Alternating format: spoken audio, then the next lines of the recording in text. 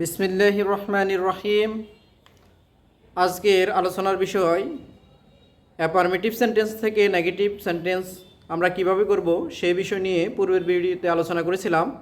সেখানে নিয়ম ছিল অ্যাফার্মেটিভ সেন্টেন্সে যদি অনলি বা অ্যালোন থাকে ব্যক্তি নির্দেশ করলে নান বাট বসবে, আর অনলি দ্বারা যদি বয়স অথবা সংখ্যা বোঝায় সেক্ষেত্রে নট মোর দ্যান অথবা নট লেস দ্যান। এছাড়া অনলি দ্বারা যদি অব্যক্তিবাচক অথবা বস্তুবাচক কোনো কিছুকে বোঝায় সেক্ষেত্রে আমরা নাথিং বাট বসিয়ে নেগেটিভ সেন্টেন্স করেছিলাম। এছাড়া আরেকটি নিয়ম ছিল অ্যাফার্মেটিভ সেন্টেন্সে যদি মাস্ট থাকে, হ্যাভ টু থাকে, হ্যাজ টু থাকে, ক্যান থাকে, নিড টু থাকে, সেক্ষেত্রে আমরা নেগেটিভ করার জন্য ক্যান নট বাট বসিয়ে নেগেটিভ করতে পারি, অথবা ক্যান নট হেল্প বসিয়ে এবং পরবর্তী ভার্বের শেষে আইএনজি যোগ করে নেগেটিভ করতে পারি। তাছাড়া আরেকটি নিয়ম ছিল অ্যাফার্মেটিভ সেন্টেন্সে যদি হ্যাড টু থাকে, কুড থাকে, নিডেড টু থাকে, সেক্ষেত্রে আমরা কুড নট বাট বসিয়ে অ্যাফার্মেটিভ সেন্টেন্স থেকে নেগেটিভ সেন্টেন্স করতে পারি। ধারাবাহিক আলোচনায় আজকে আলোচনা করব অ্যাফার্মেটিভ সেন্টেন্সে যদি এভরি প্লাস এভরি পরে যে কোনো ওয়ার্ড থাকতে পারে, যেমন every body, every mother, every student, every country, এবং অর্থাৎ এভরি এর পরে যে কোনো একটি ওয়ার্ড থাকবে, সেক্ষেত্রে আমরা অ্যাফার্মেটিভ থেকে যখন নেগেটিভ করব এভরি এর পরিবর্তে দেয়ার ইজ নো যদি প্রেজেন্ট টেন্স হয়, আর যদি ফার্স্ট টেন্স হয় সেক্ষেত্রে দেয়ার ওয়াজ নো বসাবো, এরপরে এভরি এর পরে যে শব্দটি থাকবে তা বসাবো, এরপর বাট বসাবো, আর বাকি অংশ বসে যাবে। যেমন এভরি প্লাস ওয়ার্ড, অর্থাৎ এভরি এর পরে যে কোনো ওয়ার্ড থাকতে পারে, এরপর ভার্ব থাকবে।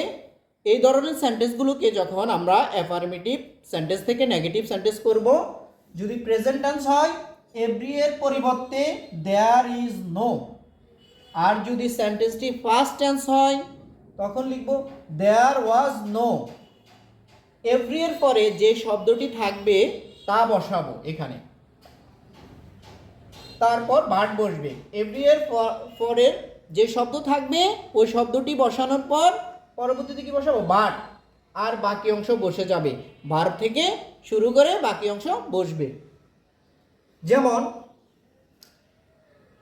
Everybody wants to shine in life, এক্ষেত্রে আমরা যদি লক্ষ্য করি ওয়ান্টস যেহেতু এভরিবডি থার্ড পারসন সিঙ্গুলার, সেই জন্য ভার্বের শেষে অ্যাজ যোগ হয়েছে প্রেজেন্ট ইনডেফিনিট টেন্সে।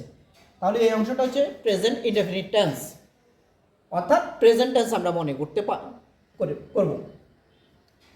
যেহেতু প্রেজেন্ট টেন্স সেক্ষেত্রে এভরি এর পরিবর্তে দেয়ার ইজ নো বসবে, দেয়ার is no.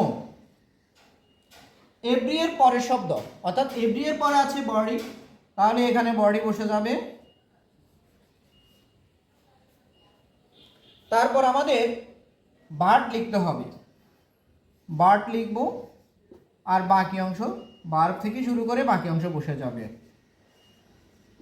Wants to shine in life, বাকি অংশ বসে যাবে আমাদের। তেমনি every mother loves her child, যেহেতু এখানে ভার্বের শেষে অ্যাজ আছে সেক্ষেত্রে আমরা প্রেজেন্ট ইনডেফিনিট প্রেজেন্ট টেন্স, এর জন্য আমরা কি করব, দেয়ার ইজ নো লিখব। এভরি এর পরিবর্তে লিখব there is no, there is no. Every এর পরে শব্দ বসবে, এভরি এর পরে হচ্ছে মাদার, মাদার বসে যাবে। এভরি এর পরে শব্দের পরে লিখতে হবে বাট,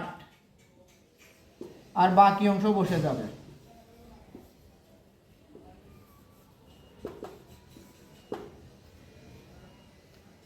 আশা করি বুঝতে পেরেছে। এবার আমরা তৃতীয় নং সেন্টেন্সটি যদি লক্ষ্য করি, এভরিওয়ান ওয়েন্ট টু ঢাকা। যেহেতু ওয়েন্ট ভার্বের ফার্স্ট ফর্ম আছে অর্থাৎ ফার্স্ট ইনডেফিনিট টেন্স, সেই ক্ষেত্রে এখানে ইজ লেখা যাবে না। যেহেতু ফার্স্ট টেন্স আছে সেই ক্ষেত্রে আমাদের ওয়াজ লিখতে হবে। এভরি এর পরিবর্তে বসবে দেয়ার was no, there was no.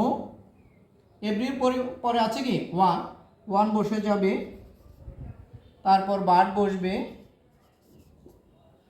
এরপর বাকি অংশ বসবে ওয়েন্ট টু ঢাকা।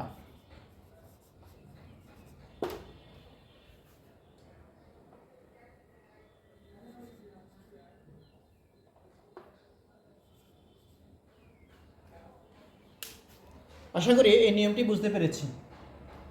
তাহলে এভরি এর পরিবর্তে প্রেজেন্ট টেন্স হলে দেয়ার ইজ নো, আর ফার্স্ট টেন্স হলে দেয়ার ওয়াজ নো হবে। এভরির পরে যে শব্দটি থাকবে তা লিখব, এরপরে বাট লিখব, বার থেকে শুরু করে বাকি অংশ বসে যাবে, আর কোনো পরিবর্তন হবে না। এগুলোকে অন্য নিয়মও করা যায়, আমরা সহজ নিয়ম এভাবে মনে রাখতে পারি।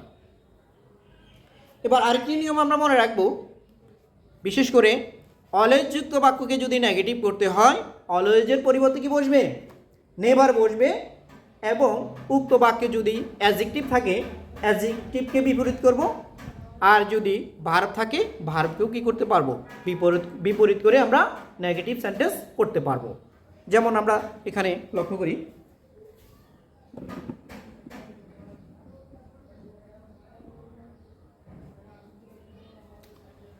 অলওয়েজ যুক্ত বাক্যকে নেগেটিভ করতে হলে অলওয়েজের পরিবর্তে নেভার বসবে এবং উক্ত বাক্যে অ্যাডজেক্টিভ অথবা ভার্বের বিপরীত শব্দ হবে।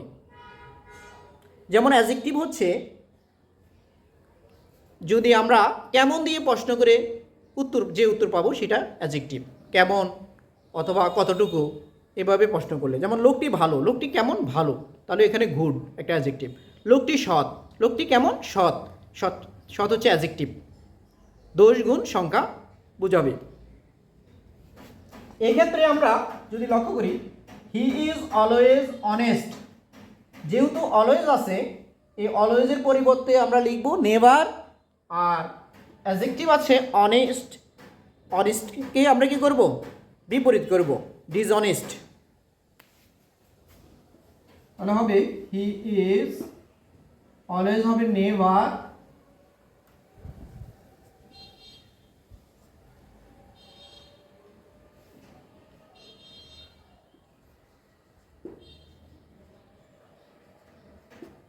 তাহলে অনেস্টকে করতে পারি ডিসঅনেস্ট।